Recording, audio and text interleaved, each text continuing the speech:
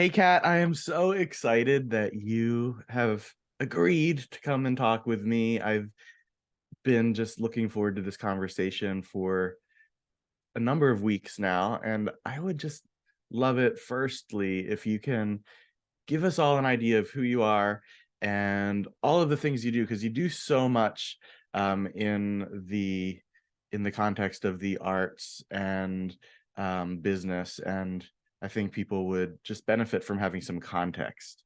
Yeah, thank you so much for having me. It's a pleasure. I love talking with you. And yeah, for anyone who doesn't know me yet, I'm Ekaterina Popova. I am an artist and I also do a lot of things, like DJ said. But I think it all boils down to that I love creating and I love helping other artists and creatives, whether that's building a business or featuring their work or curating things. So my official titles, I guess, would be I'm the founder of Create Magazine and also coach at the Art Queens, and I'm an artist myself. So thank you so much for having me.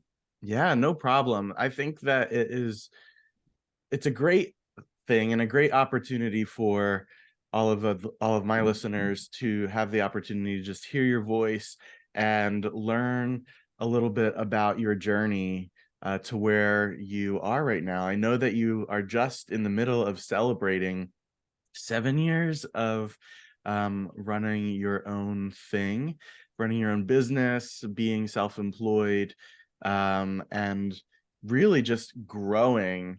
It's been fun to watch you grow in all of your endeavors and projects over the past couple of years. So I think it's really important to have to give people the opportunity to just hear that it's possible to, go from someone who is really just trying to figure it out, right? Just moving paint around on surfaces to, deciding, right, that you're going to make something of yourself and you're going to really um, uh, do it for yourself and then bring other people along with you. So would it be possible if you can take us back maybe, 10 years ago or Mhm. so, and let us in a little bit on where you were and what got you going in the direction that you're moving right now? Oh my gosh, absolutely. What a journey it's been. Right. So let's rewind back to, I would say 2000, yeah, 10 years ago would be 2013. I'm about 2 years out of art school and I am just literally trying to figure things out. I'm working minimum wage jobs. I was started with IHOP serving pancakes Right. at 5 a.m., rolling silverware. Then I moved on to working at the bank for very, very little, and it took me 2 hours to get to the bank to then only work for 3 hours, just to give you some Oh my context of God. how fun my life was. And then the next was the retail, which actually was a great thing because I was next to a Barnes& and Noble. So I think what happened was I knew I was a big dreamer. I got accepted to a grad program for art therapy at Drexel. But when I saw the tuition bill, I just couldn't swing it at that Right. time, and now it doesn't seem that bad, but honestly, back then, it was just a devastating number that I Sure. just couldn't get behind, and I was like, "I will be dying. I won't be able to pay for food or books or anything Right. if I say yes to this." So I was like, "Okay, well, let's figure it out." So I think originally I really enjoyed I thought I was gonna just go all in for art, so I committed to painting, I painted on the floor. I was very motivated.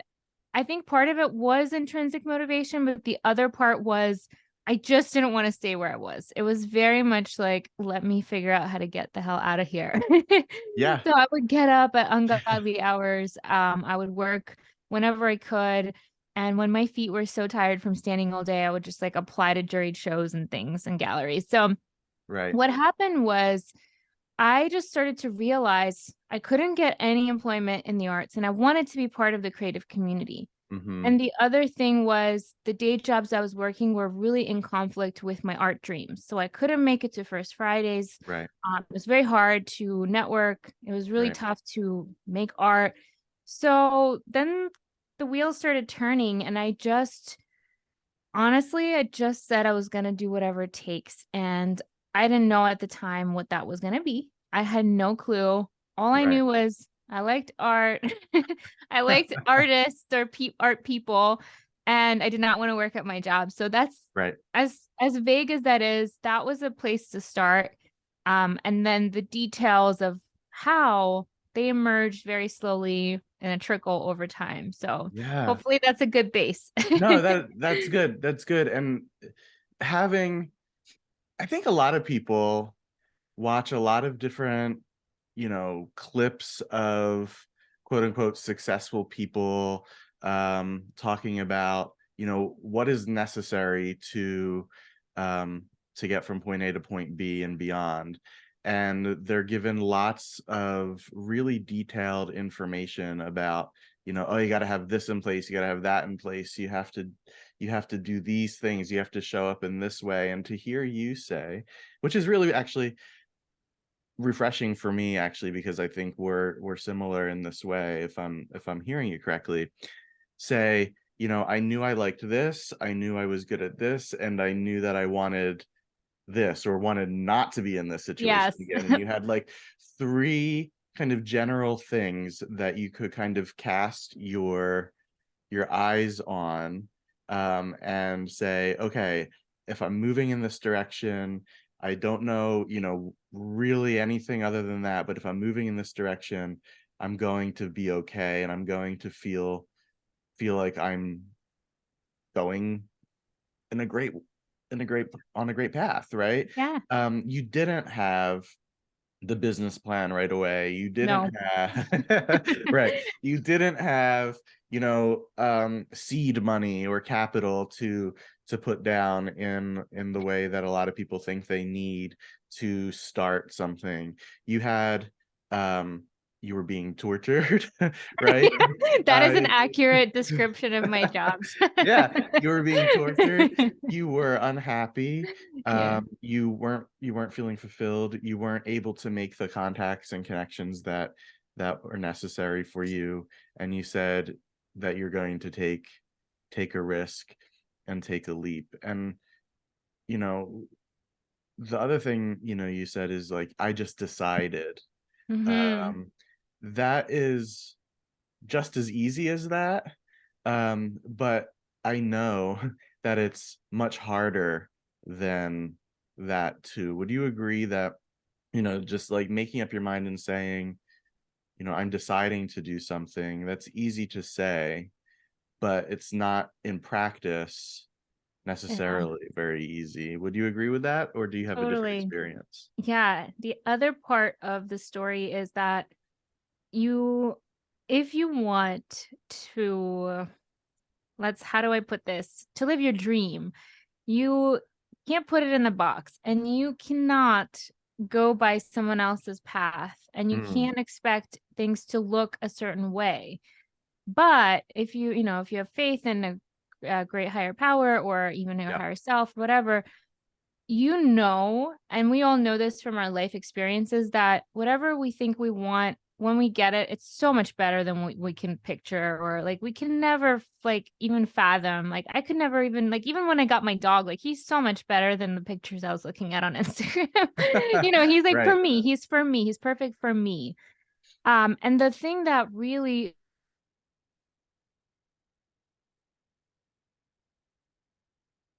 Oh, hold on, you froze up. You there?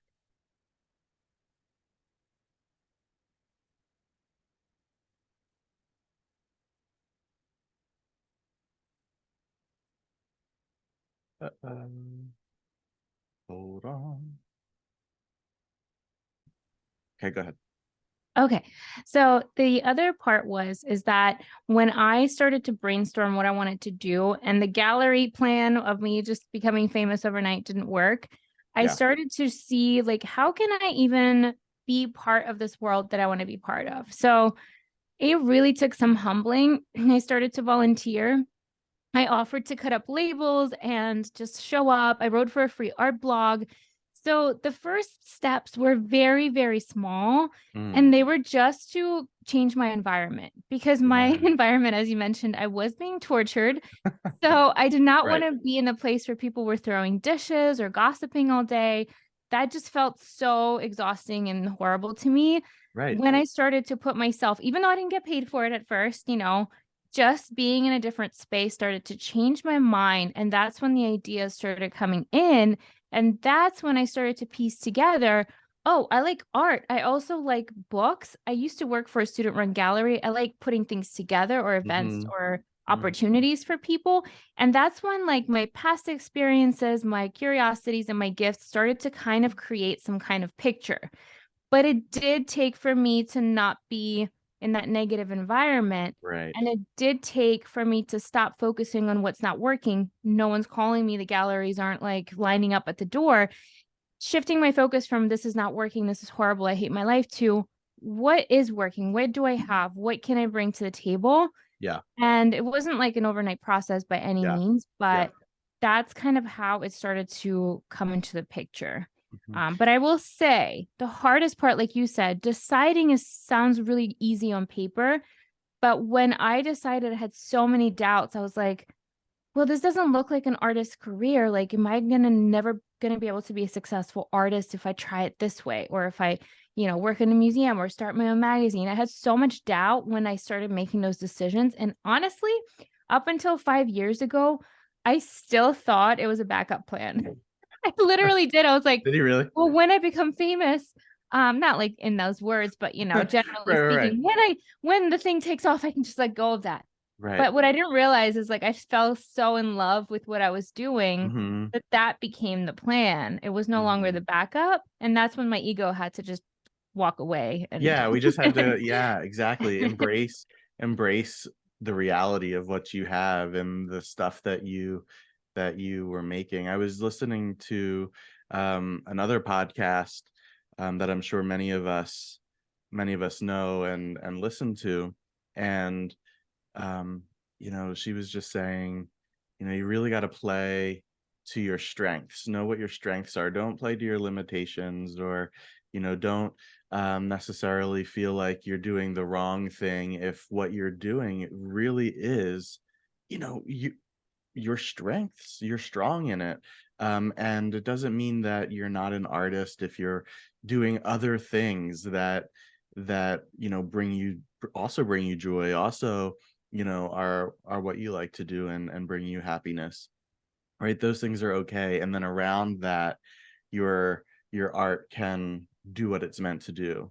When I heard you say, the your plan or your dream, was to ultimately be painting, I guess, full time, right? And be doing that, and this stuff that you're also still doing right now and continuing to grow was still kind of like the backup plan. um Mhm. you know it just Oh, and this wasn't like the art career, right? That Yeah, you imagine. It didn't look like that. It's like, what is the art career, right? What is that? It looks different for so many other people, and I think we all think that it has to look one particular way. absolutely. Absolutely. Actually, it's like, someone at the gym might be really great at, I don't know, squatting, and they're not as great at bench press. Doesn't mean they're not a great Right. athlete. It's just like, yeah, like really playing to your strengths. And what happened with me was about 3 years ago, I started to finally have, no, 3 or 4 years ago, I got to live that dream that I wanted to live. I got to paint all the time, and I had all these deadlines and all these shows and events. And guess what? I honestly, if you told me like, okay, you can just transition to this and let go of all the other stuff, I would say, hell no, like, absolutely not. I would never want that. Knowing what I know now and having what I have now, I would never want to trade any of it. Yeah. I think that's a good point too. Sometimes we have to get, you know, the flavor in our mouth for certain things, right? To know that it's not for us, right? We have to try it, because we think that's what we want, or we think that's what we'll like. But when we try it, we realize, wow, this is not what I thought it was, or this is really not in line with who I am as a person, um and what I want to do. And because of that, that's also a helpful experience too, Totally. right? Yeah, absolutely. It just gives you that clarity and that, not really closure, but it's like you have the option. You can always, now being more experienced and having, certain strategies under my belt, if I really wanted to, I could have that, what I thought was that traditional successful thing. And I don't, because one thing that really helps is, I'm sure you work with your clients on this too, is like really getting clear on your values. Right. If you like, for me, freedom is at the top of the chart. So like if Hmm.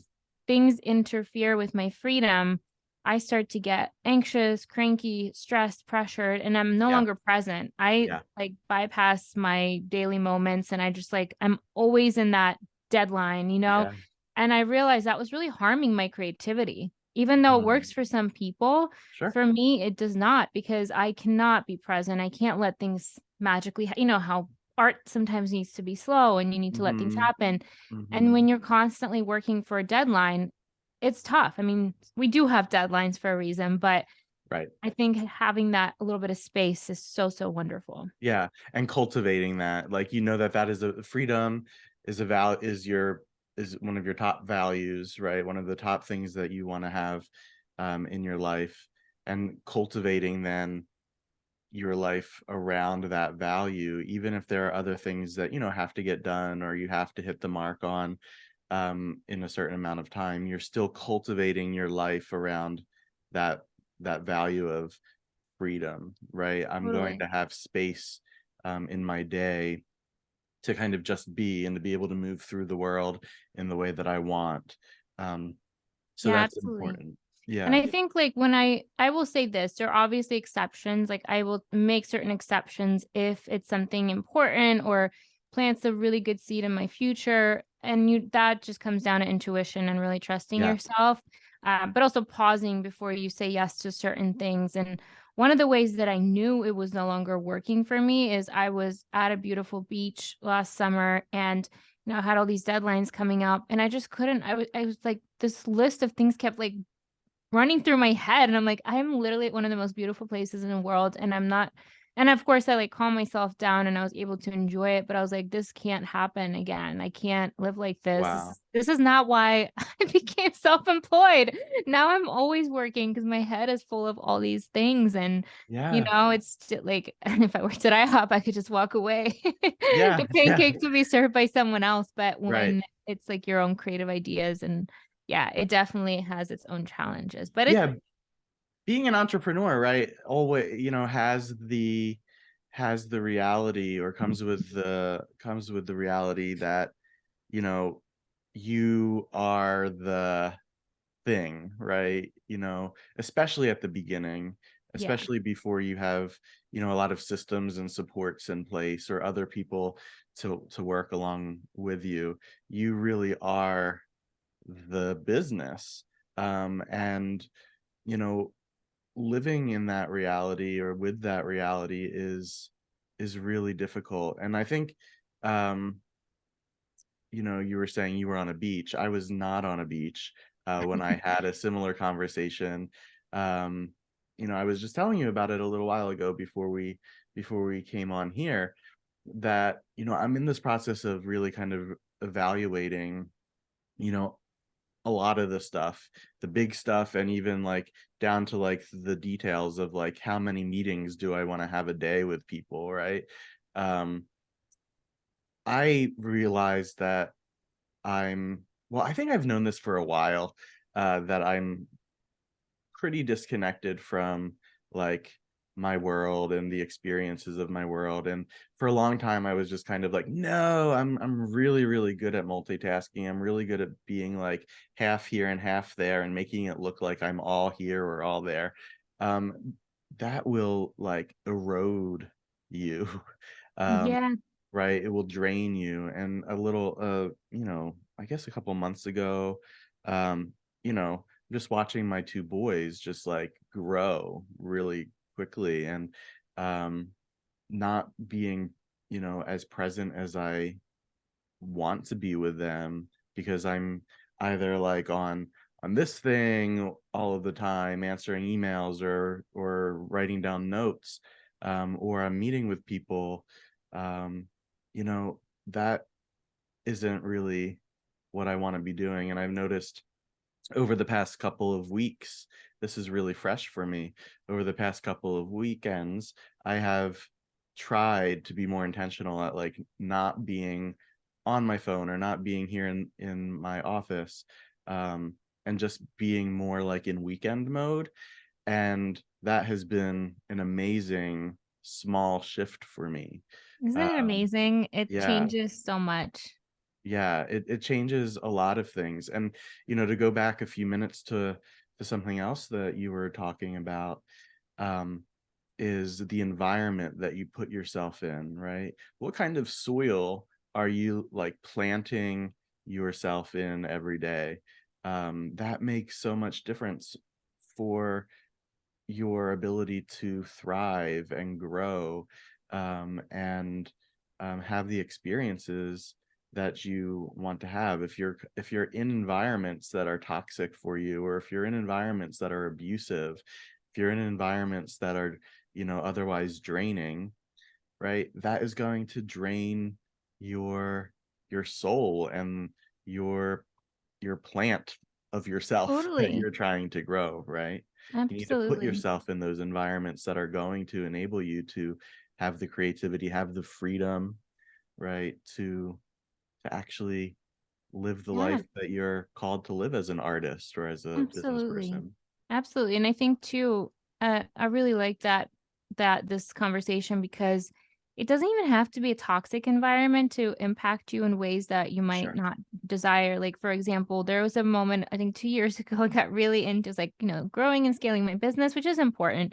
But Yeah. I found myself in these environments with like very, very business and marketing oriented people, which I Mm. wanted. I signed up for this. Uh-huh. However, after a certain point, I got like sucked into this funnel of people who were only talking about business and marketing, which is normal because that's what they do. This is who they are. But Right. I'm an artist and I'm, Right. a creative coach. And so my focus shifted from, oh, I want to foster a life of creativity, connection, and like, freedom, to I need all these funnels. I need to do all these things. I need to Oh be my showing up gosh. constantly. And it just like, it's crazy how much of a sponge we are. You might think you're so self-aware and so careful, and you will subconsciously absorb this information and wake up like so anxious that you don't have 60 funnels funneling random people into your website. And I'm I like, what does know, that even right. mean? What does that Right. even mean?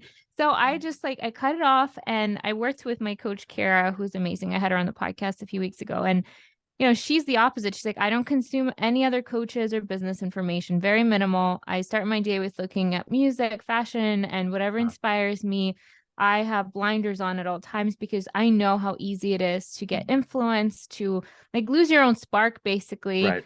And I really took her advice to heart, and my life got so much better because I started to Mm. see, how the subconscious mind will see, like, oh, everyone has like 60 business Mhm. webinars going. And Oh then I my God. started to Yeah. notice these amazing leaders who didn't show up every day. They didn't produce a podcast every week, and they didn't write a blog post every week. And they Right. were just creating more quality and being Yeah. present, and showed up in their own way. And I was like, okay, there's not one way of doing this. And while now there's a little bit more at stake, since like I incorporated my business, I have people that Sure. rely on me. Sure.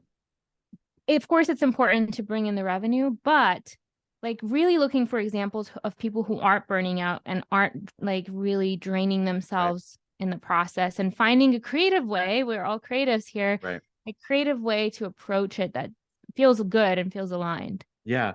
Well, that's exactly another, I think you're like, in certain parts of the world that both of us inhabit, you're like a few steps or a little bit ahead of me.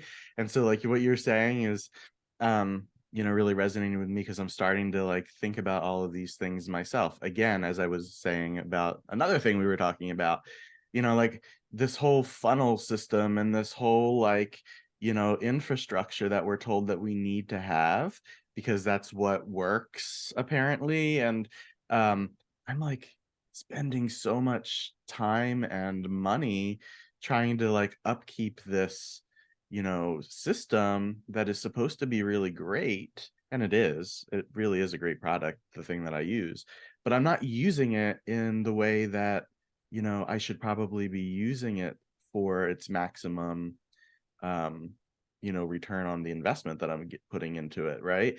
Because it's not how I show up naturally, it's not how I work, right? So I'm going through this whole process in my business right now to see, like, if I got rid of that thing and just like used some more simple software or components, could that save me money? Could it save me time? Could it save me stress? Right? Because if so, that's where I want to be, because all of this stuff is just really stressing me out.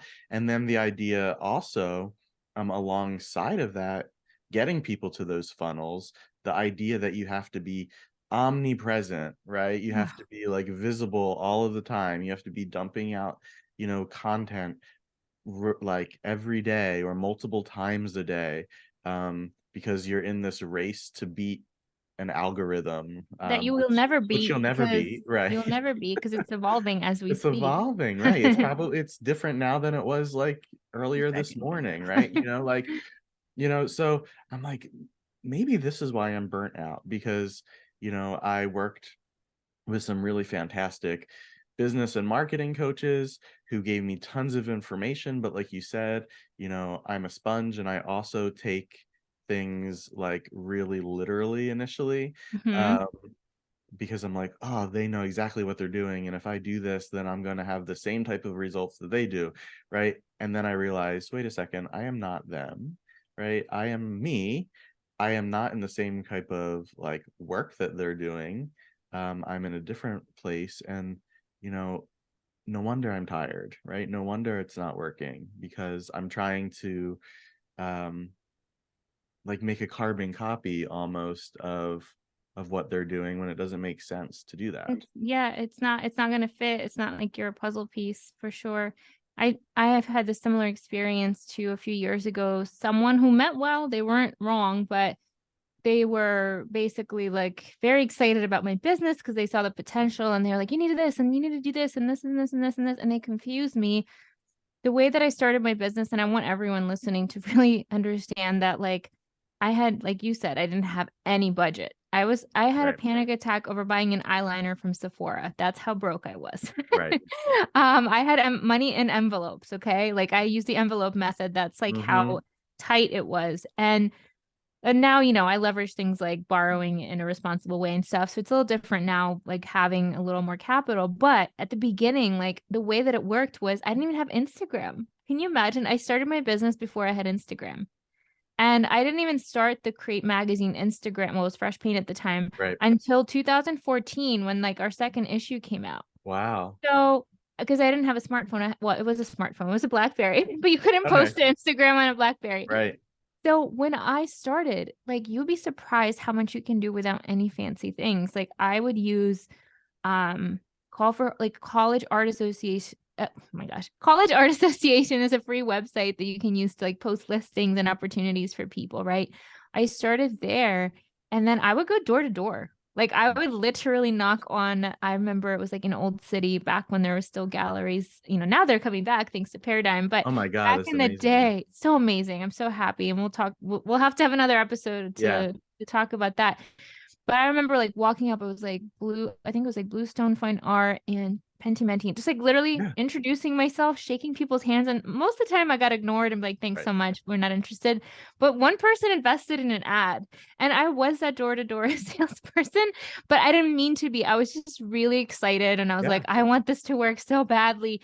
And that was like my only day off. So for anyone listening, like, and I use very fancy, expensive apps now too. They do help. They help me like Right. manage my clients and all that stuff, Right. especially with memberships. But when I actually make sales, what works is my email newsletter, which I send, and Instagram stories where I literally just show my face and say, hey, I made this thing, sign up for it. Literally, Right. those are the most signups I get. And it's not a fancy app. It's like Instagram, which everyone has it by Right. now. Yeah, it's free or next to free, those two things, right? Like, that are bringing in the most attention for you when you need it. the other things, the bells and whistles, become more important as you grow and scale and do different things.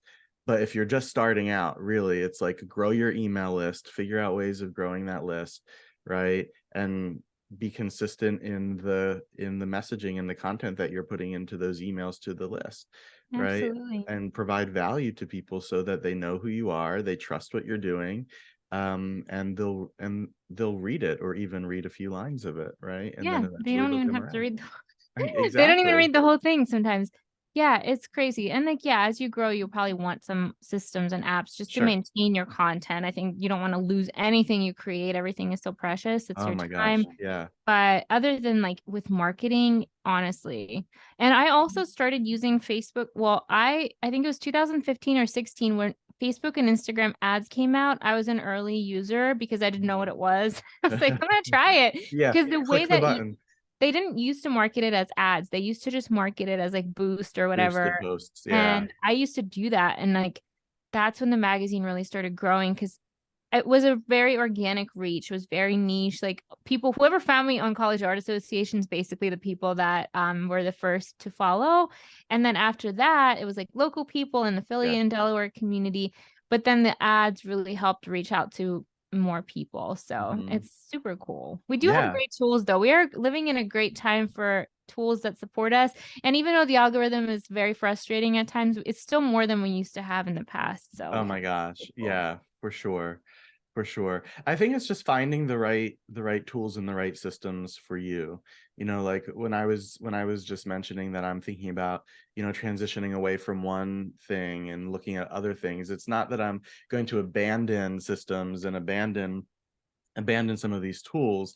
It's just is what I'm using right now the right thing for me, right? Totally. And I think that's something that we all need to take Yeah, stock of, right? I agree with that. And even just looking quarterly or monthly at like any recurring payments for apps or Mhm. anything, just seeing like, am I even using this? Like, Right. for a while I was really into webinars and I'm like, okay, you know what? I kind of want to take a break. And if I do it, I'll just probably go live Exactly. because it's Right. free and I can still do the thing that I want to do on the live. So just like being careful and using our resources wisely, I think is always a good idea. Yeah. And paying attention to it regularly. I like what you said there about looking at what kind of expenditure do you have, every few months when you're like, paying attention to it, because everything is subscription based now, and those subscriptions will renew before you know it. And it's like, Yeah, oh man, they just took that much money out of my bank account. I forgot that I was even on that system. So yeah, paying attention to like, where's your money going? What am I paying for? What am I using is so important. absolutely. Yeah. Absolutely. So can you tell us in the last few minutes, Kat, that we have together, what kinds of opportunities you have for artists who are looking to kind of get themselves out there more, to grow in whatever way that they are called to grow, um, for them? Where can they learn more about what you have and what's going Yeah, on your thank you. side of things? Yeah, this is such a great conversation. Thank you again for having me. We always have tons of free stuff on our website, createmagazine.com. My writers are very generous with sharing tips and advice and articles with our community. So check it out. And if you want to take it a step further, Alicia and I just made a really affordable course for artists. It's only $77. It's called The Awesome. Smartest School, and it's the basics of basically basics basically everything you need to know to get started with like showing your art, selling it, pitching to galleries if that's the route you want to go, getting funding, like everything just to get your foot in the door that we use to build our careers. And then the most exciting thing right now is that our book is coming out in just a few weeks now, May 2023. It's coming out and it's called the Creative Business Handbook. So if you are Nice. someone who wants to start a business or side hustle and transition potentially to self-employment eventually, we wrote down everything. So you could either read it or you can reference certain chapters, Nice. like from launching, creating products. And we interviewed people like Hashimoto Contemporaries Ken and Jealous Curator and all kinds of different creative business owners beyond a studio practice. We did interview some artists as well. But basically, we just wanted to give an overview of all the options that you have if you are Yeah. someone who loves community, loves to serve people, Yeah. and builds a business, and you make some money doing what you Uh, love. that is so cool. Yeah, I saw that you guys were releasing that soon. So hopefully it's May. By the time this comes out, we'll be able to include a link to that product that you're just releasing, and then we'll include the links, everyone, to Kat's other sites so that you can check out all the things that she has going on. Kat has a membership for artists called Art Queens, which is really cool. I know some people who participate in that and they get a lot out of it. So she is just like amazing at Mm. giving people opportunities to learn and grow in a number of different ways. So definitely check out the links at the bottom of this episode so that you can connect with her. Kat, Thank thank you you. so much for taking the time out of your day today to hang out. I really appreciate it. Yeah, thank you. It was such a pleasure. Thank you for having me, and thanks so much for sharing all the things that we're working on, and always good to talk with you. For sure. Same here. Same here. It's always good to talk with you. Everybody, this has been the Bold Creatives Collective podcast. I am so happy that you've listened, and I look forward to giving you some more episodes soon. Have a great day.